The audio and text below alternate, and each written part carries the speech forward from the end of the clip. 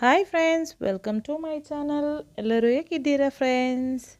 ಬನ್ನಿ ಫ್ರೆಂಡ್ಸ್, ಇವತ್ತು ನಾನು ಬೆಳಿಗ್ಗೆ ನೀವು ಇಮ್ಮಿಡಿಯೇಟಾಗಿ ಒಂದು 10 ನಿಮಿಷದಲ್ಲಿ ಬ್ರೇಕ್ಫಾಸ್ಟ್ ಹೆಂಗೆ ರೆಡಿ ಮಾಡ್ಬೋದು, ಯಾವ ಥರ ಮಾಡ್ಕೋಬೋದು ಅಂತ ಒಂದು ಒಳ್ಳೆ ರೆಸಿಪಿನ ನಾನು ಶೇರ್ ಮಾಡ್ತಾ ಇದ್ದೀನಿ. ನೀವು ಫಸ್ಟ್ ಟೈಮ್ ವೀಡಿಯೋ ನೋಡ್ತಾ ಇದ್ದೀರ ಅಂತ ಪ್ಲೀಸ್ ಸಬ್ಸ್ಕ್ರೈಬ್ ಮಾಡಿ, ಪಕ್ಕದಲ್ಲಿರುವಂಥ ಬೆಲ್ ಐಕನ್ ಒತ್ತಕ್ಕೆ ಮರಿಬೇಡಿ ಫ್ರೆಂಡ್ಸ್.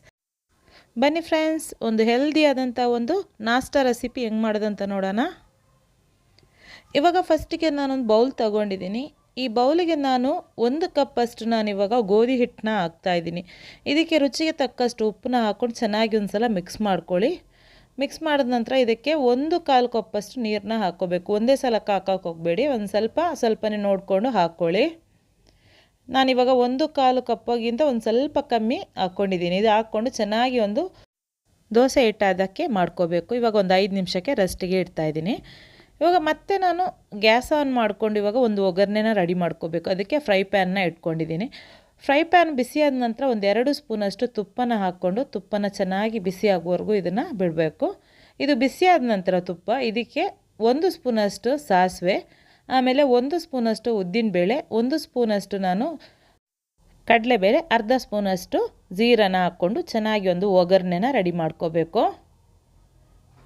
ಇವಾಗ ಚೆನ್ನಾಗಿ ಚಟಪಟ ಅಂತ ಹೊಡಿಯೋವರೆಗೂ ಇದನ್ನು ನಾನು ಫ್ರೈ ಮಾಡ್ಕೊಂಡಿದ್ದೀನಿ. ಆಮೇಲೆ ಇದಕ್ಕೆ ಒಂದು 2 ಸ್ಪೂನಷ್ಟು ನಾನು ಕರಿಬೇವಿನ ಸೊಪ್ಪನ್ನ ಹಾಕ್ಕೋಬೇಕು. ಆಮೇಲೆ 1 ಸ್ಪೂನಷ್ಟು ಹಿಂಗನ್ನ ಹಾಕ್ಕೊಂಡು ಇದನ್ನು ಒಂದು ಸ್ವಲ್ಪ ಫ್ರೈ ಮಾಡ್ಕೋಬೇಕು. ಕಲರ್ ಚೇಂಜ್ ಆಗೋವರೆಗೂ ಇದನ್ನು ಫ್ರೈ ಮಾಡ್ಕೊಳ್ಳಿ. ಇದು ಚೆನ್ನಾಗಿ ಕಲರ್ ಚೇಂಜ್ ಆಗೋವರೆಗೂ ಫ್ರೈ ಆದ ನಂತರ ಇದಕ್ಕೆ 1 ಆನಿಯನ್ನ ಸಣ್ಣದಾಗಿ ಕಟ್ ಮಾಡ್ಕೋಬೇಕು. ಕಟ್ ಮಾಡಿಕೊಂಡು ಹಾಕ್ಕೊಂಡು ಇದು ಕಲರ್ ಚೇಂಜ್ ಆಗಬೇಕು ಆನಿಯನು, ಮತ್ತು ಸಾಫ್ಟ್ ಆಗಬೇಕು ಆನಿಯನ್, ಅದುವರೆಗೂ ಇದನ್ನು ಫ್ರೈ ಮಾಡ್ಕೋಬೇಕು. ಫ್ರೈ ಆದ ನಂತರ ಇದಕ್ಕೆ 1 ಸ್ಪೂನಷ್ಟು ಶುಂಠಿ, ಆಮೇಲೆ ಇದಕ್ಕೆ 1 ಟೊಮೆಟೊನ ಸಣ್ಣದಾಗಿ ಕಟ್ ಮಾಡ್ಕೋಬೇಕು. ಆಮೇಲೆ 1 ಗ್ರೀನ್ ಚಿಲ್ಲಿನ ಸಣ್ಣದಾಗಿ ಕಟ್ ಮಾಡ್ಕೊಂಡು ಹಾಕ್ಕೊಳ್ಳಿ. ಆಮೇಲೆ 1/4 ಕಪ್ಪಷ್ಟು ತುರಿದಿರುವಂಥ ಕ್ಯಾರೆಟ್ನ ಹಾಕ್ಕೊಂಡು ಚೆನ್ನಾಗಿ ಇದನ್ನು ಮಿಕ್ಸ್ ಮಾಡ್ಕೋಬೇಕು, ಫ್ರೈ ಮಾಡ್ಕೋಬೇಕು. ಇದನ್ನು ತುಪ್ಪದಲ್ಲಿ ಚೆನ್ನಾಗಿ ಫ್ರೈ ಆಗುವವರೆಗೂ ಇದನ್ನು ಫ್ರೈ ಮಾಡ್ಕೊಳ್ಳಿ. ಟೊಮೆಟೊ ಸ್ಮ್ಯಾಶ್ ಆಗುವವರೆಗೂ ಇದನ್ನು ಫ್ರೈ ಮಾಡ್ಕೋಬೇಕು.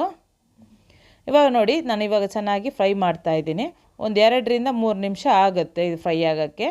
ಬೇಗನೆ ಫ್ರೈ ಆಗಬೇಕಂದ್ರೆ ಒಂದು ಸ್ವಲ್ಪ ಏನು ಮಾಡಬೇಕು, ಉಪ್ಪನ್ನ ಹಾಕ್ಕೋಬೇಕು. ಆಮೇಲೆ ವೆಜಿಟೇಬಲ್ಗೆಲ್ಲ ನಾವು ಉಪ್ಪೇನು ಹಾಕ್ಕೊಂಡಿಲ್ಲ, ಅದಕ್ಕೋಸ್ಕರ ಉಪ್ಪು ಹಾಕಿ ಇದನ್ನು ಒಂದು 2 ನಿಮಿಷ ಫ್ರೈ ಮಾಡ್ಕೊಳ್ಳಿ. ಫ್ರೈ ಆಯಿತು. ಇದನ್ನು ನಾನು ಇವಾಗ ಪಕ್ಕದಲ್ಲಿ ಇಡ್ತಾಯಿದ್ದೀನಿ. ಮತ್ತು ಇವಾಗ ನಾನು ಆವಾಗಲೇ ಹಿಟ್ಟು ಕಲಸಿ ಇಟ್ಕೊಂಡಿದ್ದೆಲ್ಲ ಆ ಹಿಟ್ಟನ್ನು ನಾನು ಒಂದು ಸಲ ಈ ಥರ ಮಿಕ್ಸ್ ಮಾಡ್ತಾಯಿದ್ದೀನಿ. ನೋಡಿ, ಒಂದು ಸ್ವಲ್ಪನೂ ಗಂಟು ಇಲ್ದಂಗೆ ಕರೆಕ್ಟಾಗಿ ಪರ್ಫೆಕ್ಟಾಗಿ ಬಂದಿದೆ. ಇದಕ್ಕೆ ನಾನು ಆವಾಗಲೇ ಮಾಡಿರುವಂಥ ಒಗ್ಗರಣೆ ಇದೆಯಲ್ಲ, ಆ ಒಗ್ಗರಣೆನ ನಾನಿವಾಗ ಇದಕ್ಕೆ ಹಾಕ್ತಾಯಿದ್ದೀನಿ. ನಾನು ಕಲಸಿರುವಂಥ ಹಿಟ್ಟಿಗೆ ನಾನು ಒಗ್ಗರಣೆನ ಎಲ್ಲನ ಹಾಕ್ಕೊಂಡಿದ್ದೀನಿ. ಆಮೇಲೆ ಇದಕ್ಕೆ ಒಂದು ಅರ್ಧ ಸ್ಪೂನಷ್ಟು ನಾನು ಅರಶಿನ ಪುಡಿ, ಆಮೇಲೆ ಇದಕ್ಕೆ ಒಂದು ಸ್ವಲ್ಪ ಕೊತ್ತಂಬರಿ ಸೊಪ್ಪನ್ನ ಹಾಕ್ಕೊಂಡು ಚೆನ್ನಾಗಿ ಇದನ್ನು ಮಿಕ್ಸ್ ಮಾಡ್ಕೋಬೇಕು. ಒಗ್ಗರಣೆ ಮತ್ತು ಹಿಟ್ಟೆಲ್ಲ ಚೆನ್ನಾಗಿ ಮಿಕ್ಸ್ ಆಗುವವರೆಗೂ ಇದನ್ನು ಚೆನ್ನಾಗಿ ಮಿಕ್ಸ್ ಮಾಡ್ಕೊಳ್ಳಿ.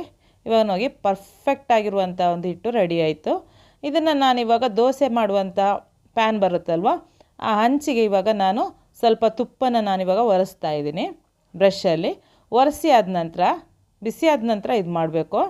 ಆಮೇಲೆ ಇದಕ್ಕೆ ನಾನು ಆವಾಗಲೇ ಮಾಡಿರುವಂಥ ಹಿಟ್ಟಿದೆಯಲ್ವ, ಆ ಹಿಟ್ಟನ್ನು ನಾನಿವಾಗ ಹಾಕ್ಕೊಂಡು ದೋಸೆ ಥರ ಸೇಮ್ ದೋಸೆ ನಾವು ಮಾಡ್ತೀವಿ ನೋಡಿ, ಅದೇ ಥರ ಇದನ್ನು ನೀವು ಸ್ಪ್ರೆಡ್ ಮಾಡ್ಕೋಬೇಕು. ಇವಾಗ ಮುಚ್ಚಿ ಇದನ್ನು ಒಂದು 2 ನಿಮಿಷ ನಾನು ಮೀಡಿಯಮ್ ಫ್ಲೇಮಲ್ಲಿ ಇದನ್ನು ಬೇಯಿಸ್ತಾ ಇದ್ದೀನಿ. ಮೀಡಿಯಮ್ ಫ್ಲೇಮಲ್ಲೇ ಮಾಡ್ಕೋಬೇಕು. ಹೈ ಫ್ಲೇಮಲ್ಲಾದರೆ ಬೇಗನೆ ಇದು ಬ್ಲ್ಯಾಕ್ ಆಗೋಗ್ಬಿಡುತ್ತೆ. ಮೀಡಿಯಮ್ ಫ್ಲೇಮಲ್ಲಿ ಇದನ್ನು ಫ್ರೈ ಮಾಡಿಕೊಂಡು 2 ಸೈಡನ್ನ ಇವಾಗ ಮಗ್ಚಿ ಹಾಕಿ 2 ಸೈಡನ್ನ ಫ್ರೈ ಮಾಡ್ಕೋಬೇಕು.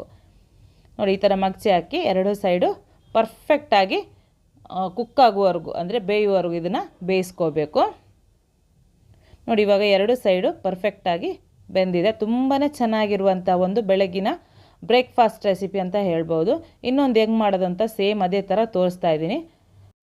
ಈ ರೆಸಿಪಿ ಜೊತೆ ಸಾರಾಗಲಿ ಚಟ್ನಿ ಆಗಲಿ ಏನೂ ಬೇಕಾಗಲ್ಲ, ಹಂಗೇ ತಿನ್ಬೋದು ಪ್ಲೈನಾಗಿಯೇ.